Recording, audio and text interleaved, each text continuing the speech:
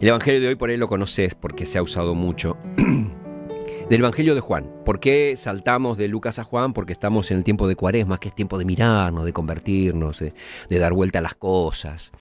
Y entonces hoy nos propone este Evangelio. Dice el Evangelio de Juan, Jesús fue al Monte de los Olivos, al amanecer, volvió al templo, y todo el pueblo acudía a él.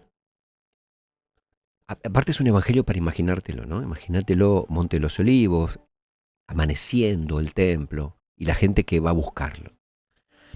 Entonces se sentó y comenzó a enseñarles.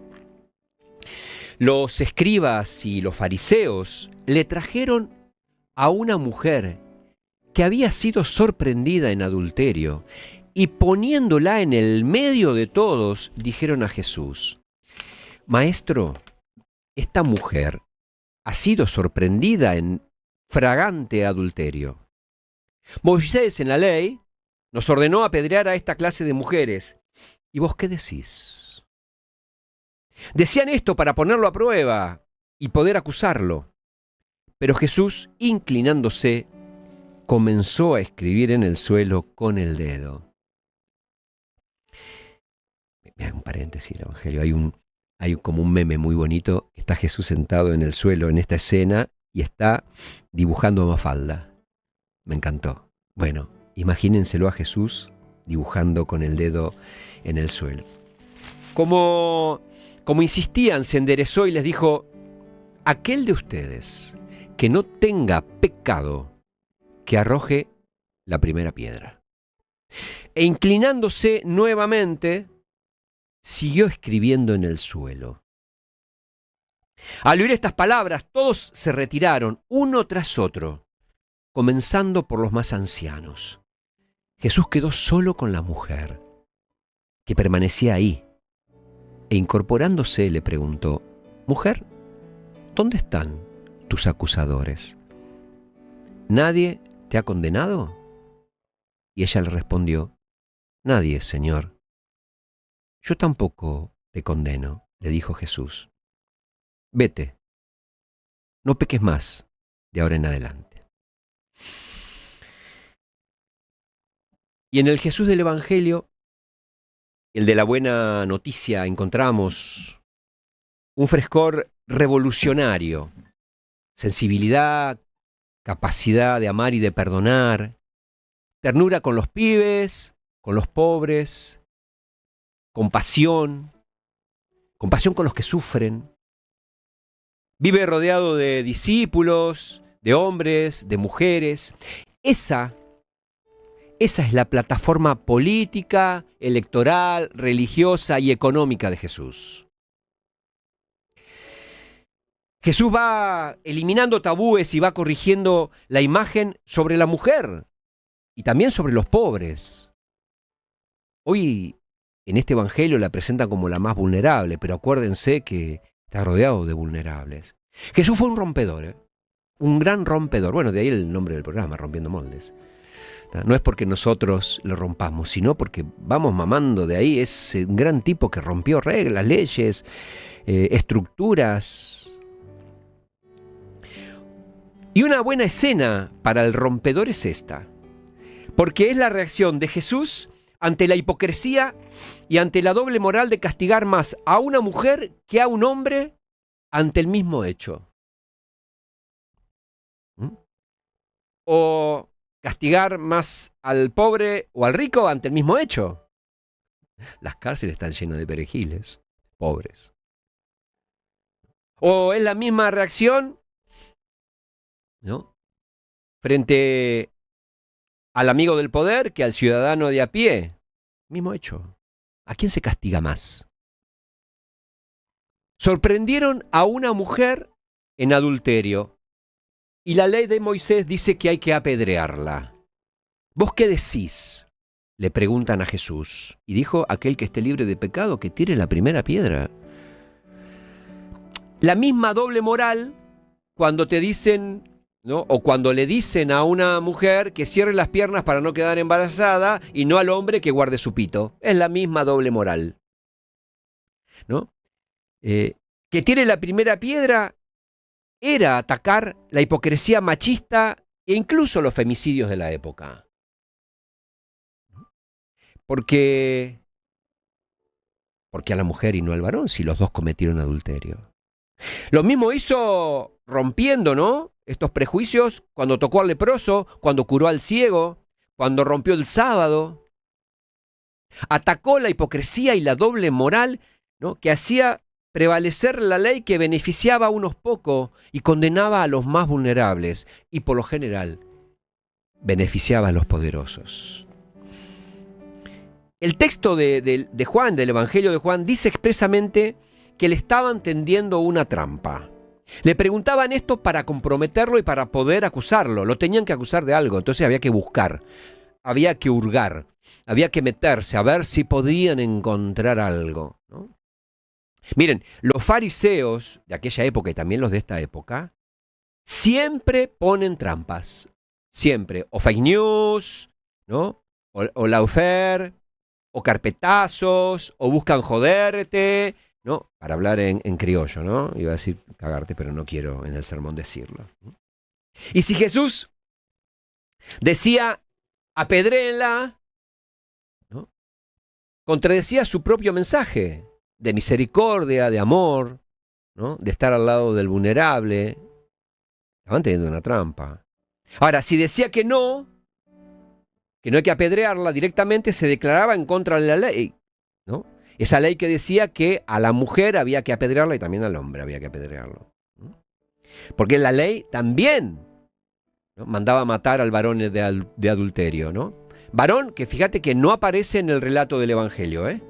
Solo una mujer que la quieren usar de pretexto personal para joderlo a Jesús. Esta gente que rodea a Jesús, armada, armada con una mujer a la que encontraron pecando, ¿no?, esta gente se siente representante de la institución, de la ley, de la moral y del mismo Dios, y pretenden poner una trampa. A ver, si se atreve a decir algo en contra de él, lo que está escrito en las Sagradas Escrituras, entonces, nada, ya está, te agarramos. A ver si así deja de alguna vez de hablar de misericordia, de comprensión en el nombre de Dios, y si se atreve a esto y a mucho más, ¿no?, que se calle la boca. Era como la ficha limpia, ¿no?, de esa época. Tender una trampa, así son, así son. Nunca te olvides de eso. Y el maestro le pide a esos hombres, a esos señores con vocación de jueces que dejan, que acusan, que dejen de acusar, que no miren a los demás siempre desde arriba, que se pongan al nivel de todo el mundo, que traten de experimentar de algún modo la debilidad de los demás y que recuerden sus propias incoherencias y pecados. Le está diciendo bajen, gente, bajen, que se bajen. Que dejen los escritorios, que dejen las internas, que dejen los desdoblamientos, que dejen las peleas, los micrófonos de streaming y salgan a la calle. Pónganse a la altura de la gente. Que dejen las oficinas y salgan a palpar la realidad. Que sean funcionarios que funcionen, ¿se acuerdan? Que sean jueces justos, comunicadores con la verdad. Eso está diciendo este Evangelio. Cuando se pone la ley, la norma, al lado de un pecado concreto, la sentencia toma rigor matemático. Pero las cosas cambian cuando al lado de la ley se coloca a una persona concreta, de carne y hueso, de aciertos y desaciertos, de ilusiones, sueños, esperanzas y broncas. Algunos, y nos pasa mucho hoy, prefieren cargarse a la persona antes que cuestionar la ley o plantearse si es justa o no esa ley para esa situación. Les resulta impensable sospechar que quizás la ley no haya que aplicarla como ellos la entienden. Eso es justicia, ¿eh? Están deseando constantemente tirar piedras, están deseando linchar, ¿no?, condenar, el ojo por ojo, el diente por diente siempre. Miren, me sigue pareciendo horroroso la baja de imputabilidad a 14 años de edad. ¿Qué van a lograr? ¿Qué van a lograr? Pibes y pibas verdaderamente delincuentes van a lograr. Con resentimientos, con dolores, con broncas, con venganzas, con odios, aprendidos en la cárcel. La mejor escuela de la delincuencia. Y no vengan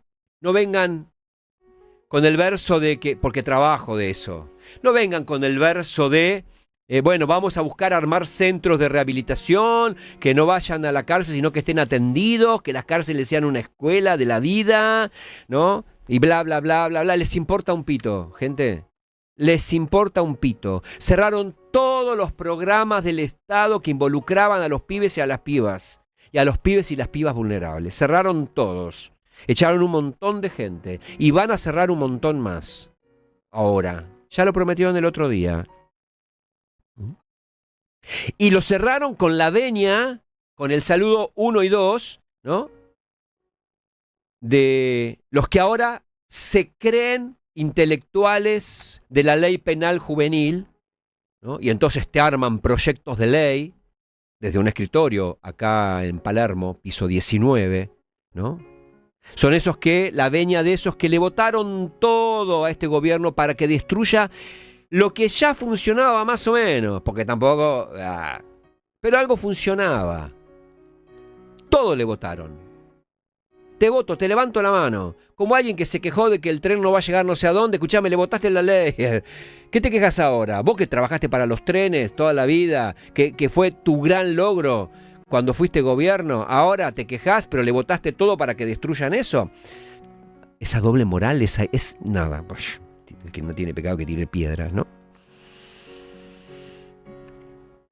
Imagínate si estos tipos o estas tipas van a poner ideas, plata, corazón para pendejos que ellos señalan como delincuentes.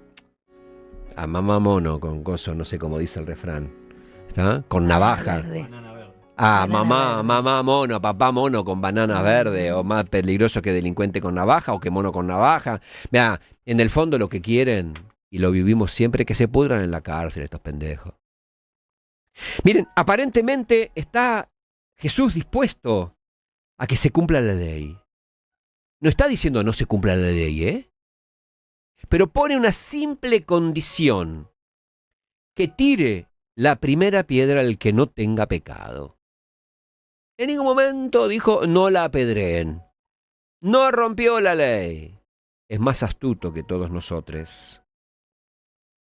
Porque tirar la primera piedra, era hacerse cargo de la ejecución. Está diciendo que todos acusaban, pero que nadie quería hacerse responsable de la muerte de la mujer. Así es fácil. Qué vivos que son. Qué vivo era Jesús, ¿no? Y es incomprensible y es inaceptable que después de 20 siglos siga habiendo cristianos que se identifiquen con la postura de los fariseos. Sigue habiendo cristianos que ponen el cumplimiento de la ley por encima de las personas. La base y el fundamento del mensaje de Jesús es precisamente que para Dios el valor primero es la persona de carne y hueso, no la institución ni la ley. También Dios nos está pidiendo eso en nuestro cotidiano. Háganse cargo. Nos está diciendo esto este evangelio. Hacete cargo. Si vas a tirar la primera piedra, hacete cargo. Si vas a juzgar, hacete cargo. Si vas a votar esto que votaste, hacete cargo. Hacete cargo. Apedrear es especialmente simbólico, una costumbre que hoy sigue vigente, particularmente de los medios de comunicación, ¿no? Y desde las multitudes que condenan, provocadas por estos medios de comunicación, cuando inoculan ese odio visceral. ¿O usted se piensa que la gente que estaba con la piedrita ahí para cagar a esta mina, a esta mujer pecadora, nada, por ósmosis le vieron? No, hubo alguien que le fue dando manija, le fue dando manija, le fue dando manija. Lo que pasa es que se encontraron con un freno, ¿tá? Gracias a Dios y a la Virgencita, que era Jesús. No son los que tiran visiblemente la primera piedra, cuando desde el micrófono te inoculan odio. Son los que esconden la mano, tiran la piedra y esconden la mano, ojo. De tal manera que las víctimas de sus mentiras, de sus odios, de sus manipuladores, sean los que completan la obra de lapidación. Yo lo voté, te dice un montón de gente, pero ahora me arrepiento. Lo votaste porque ¿quién te fue rompiendo las guindas para que lo votes? Porque lo otro. Ellos provocan, otros tiran las piedras. Y es gravísimo. Miren, habrán visto, habrán leído, pibes, perdón por el mate, habrán visto, habrán leído pibes de escuela secundaria y de primaria estos días con armas, ¿no? Te hago el gestito ahí. En Mar del Plata, no en La Matanza, La Matanza también, pero ojo, no solamente en La Matanza, en Mar del Plata, ¿no? El Mar del Plata amenazando a las pibas que no se regalen, ¿no? Con un arma en los medios, en las redes. En Comodoro Rivadavia, un pibe saliendo a la calle queriendo matar a sus compañeros armados. En Rosario, en Córdoba. El otro día fue noticia, ¿no? Porque los canales están más cerquita, en Madwich, acá cerquita, ¿no?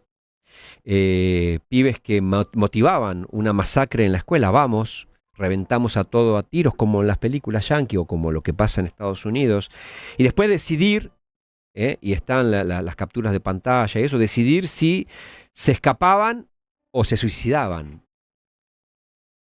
Es una realidad que empieza a hacerse cada vez más visible y hasta más común y dolorosa y compleja. No nos escapamos. Por supuesto que todos los que tenemos una moral alta andamos tirando piedras, ¿no? Con este tema. Negros, villeros, ¿y dónde están los padres? ¿No? Hay que meterlos en cana, que desaparezcan, hay que matarlos, que vayan presos. Nuestra moral. Y yo me pregunto, y cada vez que lo veo, y si miramos también nuestro pecado, el que no tenga pecado que tire la primera piedra, y si miramos nuestro pecado, también tenemos que hacernos cargo, Tenemos que hacernos cargo del clima de violencia social que los adultos vamos construyendo. Nos tenemos que hacer cargo. Miren, yo, lo saben, lo digo siempre, trabajo en una fundación con pibes que vienen hechos miércoles y trabajo en una escuela que tiene escuela primaria y que tiene escuela secundaria. Y no dejo de asombrarme ver a un pibe de segundo grado, ¿no? Con todos los pelos teñidos, que le queda muy bonito, cantando, ¿tá? Me gusta mucho el culo de esa mina, lo voy a romper. Segundo grado. ¿Está? Yo en segundo grado cantaba Arroz con leche y me quiero casar con una señorita de San Nicolás y no sabía ni quién era la señorita ni San Nicolás. Segundo grado. Me mata escuchar a los pibes pelearse en el patio, jugar, ¿está? Y decirle al otro, gordo gay o gordo trolo. Tercer grado, cuarto grado. De algún lado lo escucha. ¿Está? Entonces ya tenés doble problema, es gordo y es trolo el otro, de algún lado, con lo cual lo tenés que cagar a piña. De algún lado sale. Cuando un pibito de quinto grado, sexto grado, de primer año o de segundo año agarra tiza y la muele y hace que la inhala como si fuese cocaína, ¿de dónde lo aprende? ¿De dónde lo saca? ¿Qué estamos haciendo los adultos? También tenemos que hacernos cargo de lo que dejamos que pase en nuestras redes sociales, ¿no? ¿Qué están consumiendo? Y lo digo en el sentido también, ¿no? ¿Qué están consumiendo nuestros pibes y nuestras pibas, nuestros hijos? ¿No? Nos preocupa, nos asombra, nos escandaliza. ¿Nos cuestionan estos pibes armados y sus contextos? Claro que sí. Pero ¿no nos asombró que los medios de comunicación presentaran con ternura y con una sonrisa jocoso, ¿no? A un nene de 10 años que proponía despellejar opositores? Le dieron aire a ese pibe. Y lo suben a saludar desde el balcón de la Casa Rosada, porque el mensaje fue: hay que despellejar a la oposición. y está parado al lado del presidente de la nación. No sé. No vimos, no lo vimos, pero sospecho que en lugar, ¿no?, de llevarse después de estar en el balcón, ¿no?, un muñeco, una pelota, unos caramelos de regalo, se llevó una motosierra de juguete que tenía lucecitas y que hacía el ruido de reventar o cortar al otro. Tirar la piedra y esconder la mano. Qué común y qué fácil. Hasta hoy pareciera que es políticamente correcto hacerlo. Y si hablamos de apedrear, venimos apedreados. Miren, la pobreza no es un índice, no es un número de la UCA o del INDEC. Es una realidad provocada la pobreza, es una ejecución, es la piedra asesina, es una trampa. La pobreza es un lugar inhabitable. La pobreza es la desesperación cotidiana. Subite a las redes y empezá a buscar la vida de los jubilados o de los viejos que salen a las 4 de la mañana, 4 menos cuarto de la mañana para llegar a su trabajo y está 4 horas en su casa y de las 4 horas no ve a su familia porque gana un poco más después de tomarse 2 micros, el subte, 2 trenes. ¿Te das cuenta? Es la desesperación cotidiana. La pobreza es pecado, La pobreza es hambre. La pobreza es no tener acceso a la salud, a un salario digno, a un trabajo justamente remunerado. La pobreza es muerte. Y por más que el gobierno celebre una supuesta baja de los niveles de pobreza, mientras no logra conseguir, ¿no?, una foto en un country de Estados Unidos ni la guita del Fondo Monetario, la realidad en las calles, ¿no?, te cuenta otra historia. Aunque quieras cobrarle multa al que vive, al fisura que vive en la calle. En la calle no se siente que esté bajando la pobreza, Y si uno mira más allá de los números manipulados, la realidad es que la pobreza sigue en niveles alarmantes y que la capacidad adquisitiva de los trabajadores no se recupera. Además de que aumentó la inflación.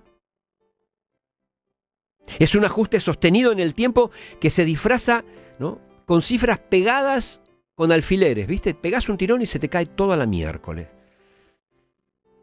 Y creo, sin temor a equivocarme, que es el mayor ajuste de la historia. Jubilados cagados a palos, universidades y hospitales desfinanciados, enfermos sin medicamentos, comedores sin alimentos, consumo desplomado. A ver, pasamos de ser un país que exportaba, ¿no?, aparatos nucleares y satélites a importar carne del Brasil. No sé si probaste la carne del Brasil, no me quiero meter con los brasileros, pero tiene más gusto a perro que a carne de vaca, criada en la pampa argentina. Perdón que lo diga así, se me van a enojar los brasileros, pero no lo digo con ironía o con verdad. La verdad que en los barrios más pobres y en los barrios no tan pobres, ¿no?, la pobreza no se traduce en mejoras, de ninguna manera. Y aunque el Círculo Rojo insista en sostener su relato, la realidad tarde o temprano se impone, ¿sabes? Nos venden cifras, pero son rostros. Son rostros. Y no quiero dejarlo pasar porque también tiene que ver con esto de apedrear y con esto de la pobreza. El 2 de abril recordamos a los soldados argentinos que murieron en las Islas Malvinas en 1982. Yo le decía a los pibes de la escuela cuando hicimos el recuerdo, la conmemoración, que hasta me duele decir los caídos en Malvinas, porque son los tirados en Malvinas. Los tiramos, los mandaron ahí. Recordamos a los miles de veteranos que sobrevivieron al conflicto. Muchos de ellos abandonados por el mismo Estado que los envió a una guerra desigual. Miren, la guerra no fue un acto heroico, Ojo, ninguna guerra es un acto heroico. Y en nuestro caso fue una maniobra desesperada de la dictadura genocida para perpetuarse en el poder. Ojo con esas maniobras desesperadas, porque la historia se repite si no tenemos memoria. Quizá no nos manden a la guerra, no nos van a mandar a recuperar Malvinas, pero nos van a hacer miércoles de otra manera, porque necesitan perpetuarse en el poder. Y lo hicieron usando a jóvenes, y en su mayoría eran soldaditos, pobres, jóvenes, sin entrenamiento, ¿no? Eran carne de cañón. A esos mandaron. Porque los generales que daban órdenes se quedaron en el continente, ¿eh? Los soldados sufrieron hambre, frío, maltrato, no les llegó el chocolate que juntamos, ¿te acordás? Y hoy, después de 48 años pasaron de Malvinas, ¿no? Hoy sigue el abandono. Más del 60% de los veteranos vive en situación de vulnerabilidad. ¿Entendés lo que es eso? No tienen garantizado ni los remedios, ¿no? Ni la salud mental. El que no tiene pecado, que tire la primera piedra, ¿no? ¿Y saben qué?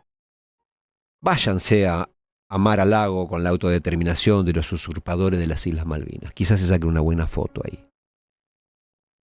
El problema no es la pobreza o la soberanía, ¿eh?